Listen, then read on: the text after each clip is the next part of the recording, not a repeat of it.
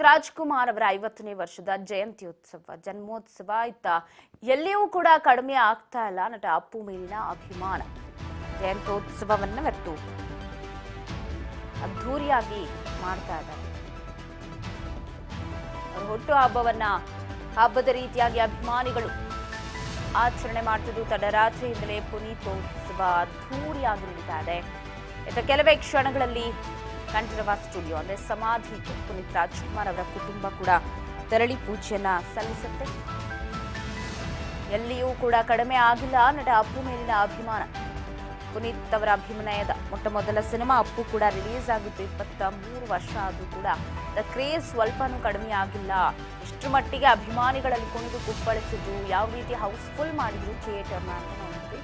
ಅವರ 50ನೇ ವರ್ಷದ ಪುಣ್ಯ ಸ್ಮರಣೆ ಇವತ್ತು ಇದೆ.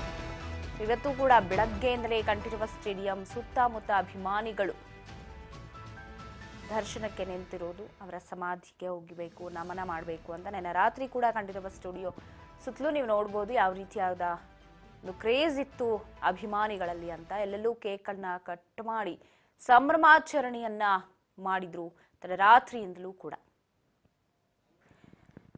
50 ವರ್ಷಕ್ಕೆ ಕಾಲಿಡ್ತಾ ಇದ್ದಾರೆ.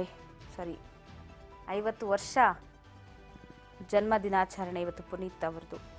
ನಮ್ಮನ್ನ ಅಗಲಿದ್ದಾರೆ, ಆದರೂ ಎಲ್ಲರ ಮನದಲ್ಲೂ ಕೂಡ ಪುನೀತ್ ರಾಜ್ಕುಮಾರ್ ಅವರು ಜೀವಂತವಾಗಿದ್ದಾರೆ ಅಂತಾನೆ ಹೇಳ್ಬೋದು. ಕೆಲವು ಕ್ಷಣಗಳಲ್ಲಿ ಇಡೀ ಫ್ಯಾಮಿಲಿ ಅವರ ಸಮಾಧಿಯ ಬಳಿ ಹೋಗಿ ಪೂಜೆಯನ್ನ ಸಲ್ಲಿಸುತ್ತೆ.